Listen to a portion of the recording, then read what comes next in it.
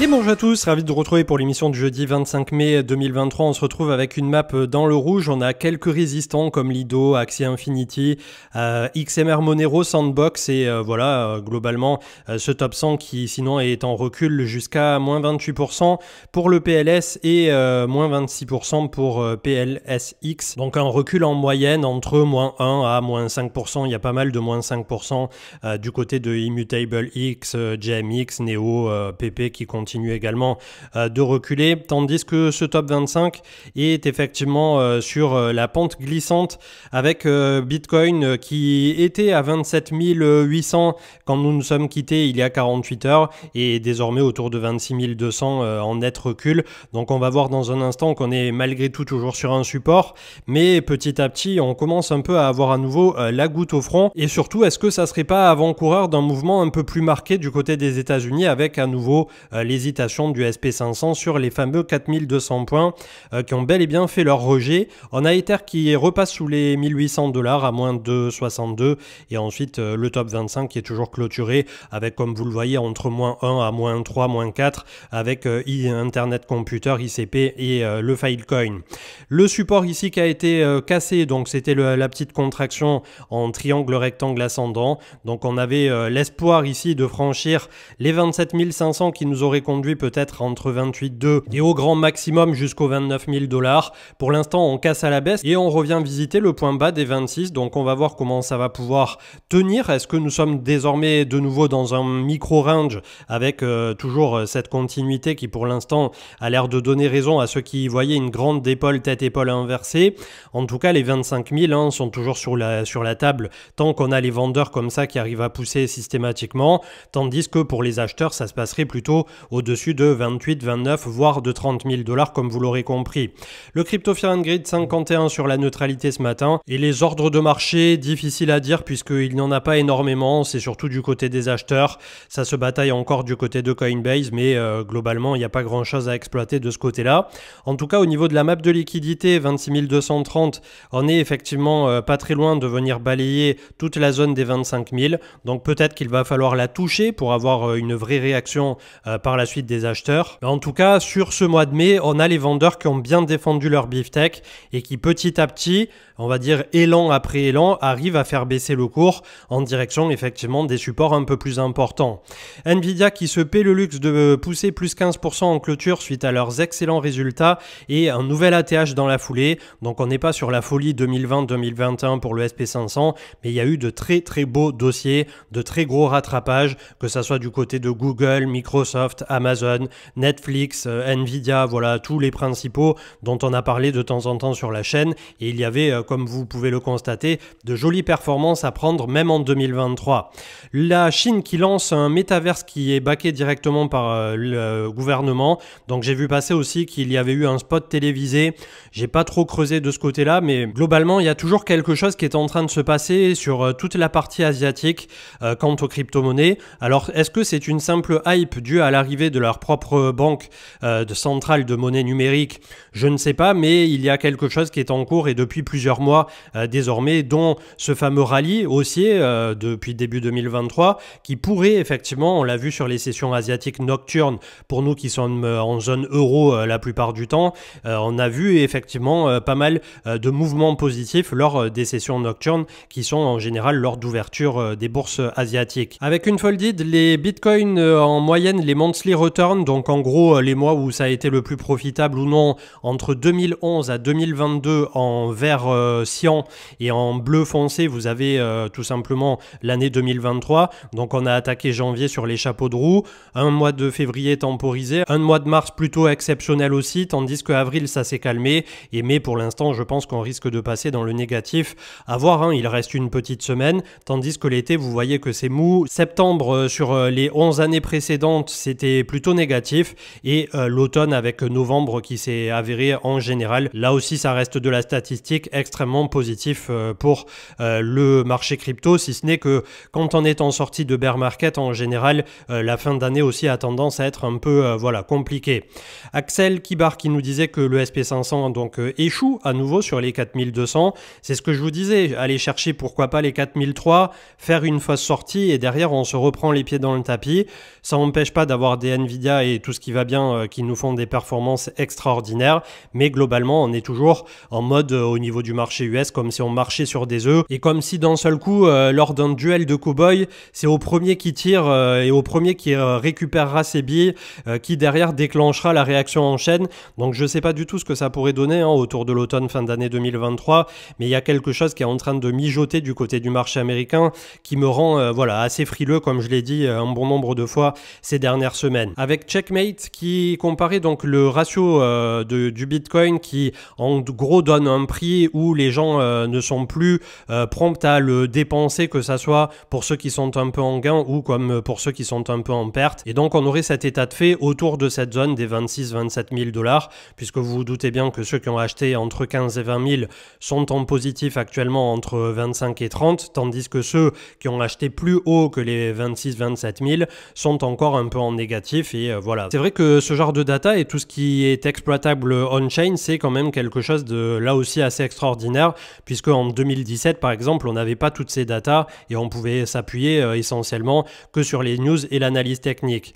Je vous propose également d'aller voir Principles for Dealing with the Changing World Order, c'est de Ray Dalio et ça se passe en 5 minutes du côté de YouTube.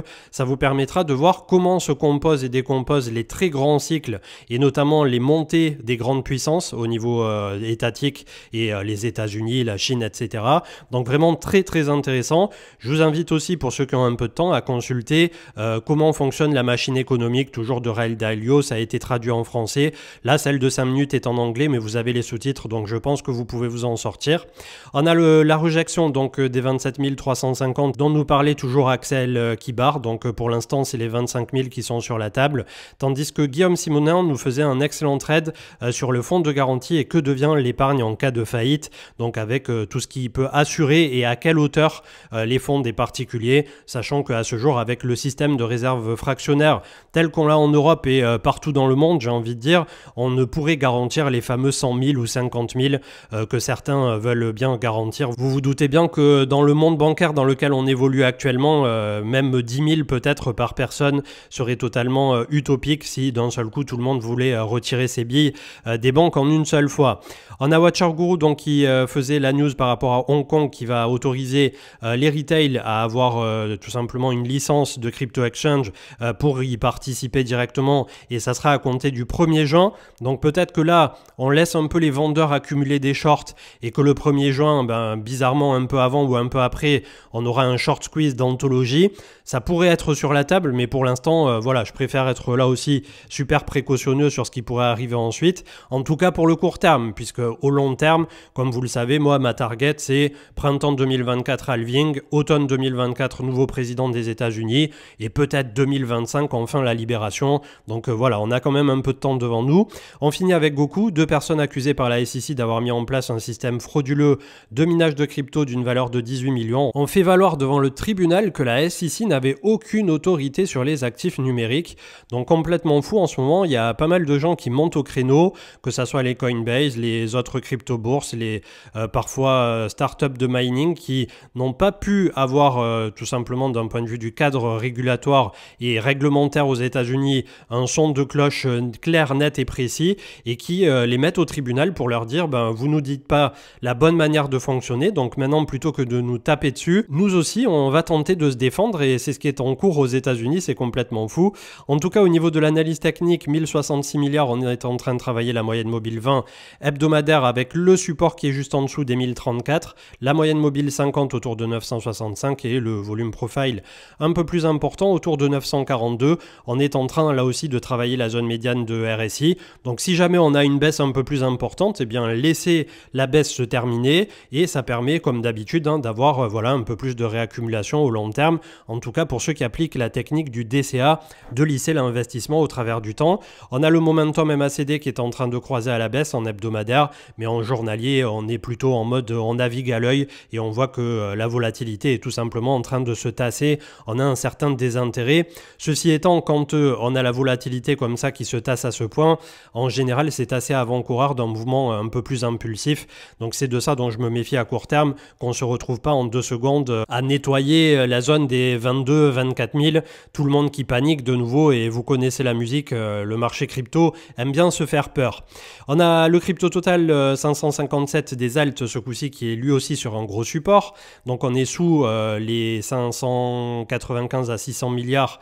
On est en train de travailler les 550 à 560 où nous attendent moyenne mobile 200 et moyenne mobile 50. Ça aussi, si on le perd, malheureusement, je ne sais pas ce qui arrêtera les alts. On avait la mèche ici de tag autour de 493 milliards. On avait la mèche primaire ici de jonction où voilà, c'était un point de contact assez important autour de 495 si jamais ça se gâte pour les alts. Donc vous voyez que les amplitudes sont pas monstres hein, malgré tout, puisque quand bien même le rallye printanier ou de début d'année, je sais pas comment on pourrait l'appeler, nous a fait très plaisir, on n'a pas eu des performances extraordinaires. La perf extraordinaire, elle a été que le Bitcoin reprenne 100% à lui seul. Ça, c'était vraiment un truc costaud. Du côté des alts, ça s'est contenté de suivre au pas. Ça n'avait pas été voilà, complètement fou. En tout cas, le crypto total 3, excluant Bitcoin et Ethereum, on est à 342. Là aussi, voilà, toute la zone avec les ex-points bas autour de 290 est désormais un terrain de jeu et nous sommes sous toutes les moyennes mobiles, ce qui là aussi démontre le désintérêt pour les altcoins tout court finalement de toutes les entités qui participent là actuellement au niveau du marché. On a 32 Ethers qui valent 57 000 $ ce matin, donc un nœud Ether hein, de 32 avec si on perd la moyenne mobile 20 où nous travaillons actuellement, un retour autour de la 250 qui sont pile poil alignés à 48 000 $ le nœud Ether. 26 265 pour Bitcoin, donc sur la moyenne mobile 200, moyenne mobile 20 qui est en train d'arriver en renfort.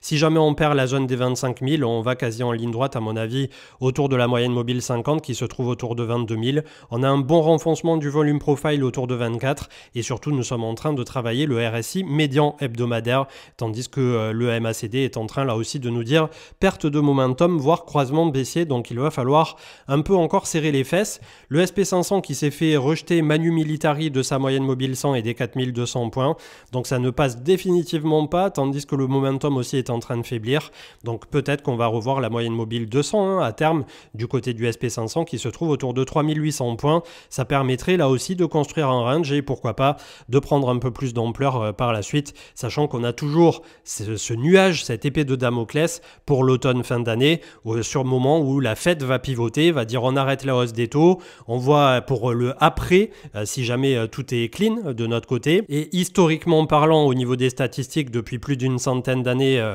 quand on observe le SP500, c'est à partir du pivot de la Fed qu'en général, le loup de la récession a tendance à être un peu plus vigoureux, donc c'est de ça dont je me méfie. 1785 pour Ether sur la moyenne mobile 20, il ne se passe strictement rien, et comme sur le crypto total qu'on a vu tout à l'heure, moyenne mobile 200, moyenne mobile 50 alignée à 1525 $ pour Ether, donc vous pouvez déjà prévoir quasiment vos ordres à l'avance pour si jamais on arrivait à recharger à bon compte. Le momentum MACD est en train de faiblir et nous sommes en train de travailler la médiane au niveau du RSI toujours pour Ether, tandis que le dollar pour sa part 104 est bel et bien en train de nous imprimer comme on l'escomptait et comme on l'anticipait depuis tout ce temps le double creux, tandis que pas mal de tweetos et de gros comptes ENUS étaient en train de dire oui c'est bon, le dollar va se casser la gueule, les cryptos vont pump, tout ira bien dans le meilleur des mondes. Quand on regarde, même pour un débutant, un chart comme ça, je veux dire, c'est du basique ultra basique. Je comprends pas qu'on puisse nous dire ici que le dollar est en train de se casser la gueule, surtout après la déroute qu'il a eue. On était quand même perché très haut en RSI autour de 80. On vient chercher une jolie divergence avec un double bottom quasi parfait qu'on peut voir dans les livres. Voilà, c'est juste parfait. Reprise de la moyenne mobile 20 et là en direction de la moyenne mobile 50 qui se trouvera à 105,8. On finira avec Bitcoin dominance 47,74, toujours perché, toujours haut. On voit que ça ne veut pas lâcher. Malgré tout, on a le momentum là aussi qui est en train de faiblir. Donc est-ce que c'est sur la chute que finalement Bitcoin va perdre en simultané que les alts et les alts qui perdront moins que Bitcoin? J'ai un méga doute à ce sujet-là. En général, c'est pas du tout comme ça que ça se passe. Il y a Bitcoin qui perd 10 et les alts qui perdent 20, si c'est pas plus. Mais en tout cas, pour l'instant, on en est là. Un message positif malgré tout pour ceux qui s'intéressent au marché crypto maintenant. On est dans les 1 voire 2 années de transition qui constituent en général la genèse des cycles haussiers qui s'en suivent suite au halving. On va voir si ça se repassera une fois de plus parce que le passé ne présage toujours pas du futur. Et j'essaie parfois de frotter frotter ma boule de cristal pour essayer de lire l'avenir, j'y suis toujours pas arrivé. En tout cas, pour l'instant, on est au bon endroit, au bon moment, dans une construction qui est plutôt saine. On n'est pas parti en mode to the moon et complètement en vrille comme en 2020-2021, donc c'est très bien. Et on prendra le temps qu'il faut pour réemmagasiner l'énergie nécessaire qui devrait permettre de déclencher par la suite, on l'espère, un très beau bull run. Pourquoi pas, comme je le disais tout à l'heure, au cours de l'année 2025. Je vous souhaite une excellente journée. Pour ma part, je vous retrouve ce week-end et continuez d'être prudent. Ciao, ciao.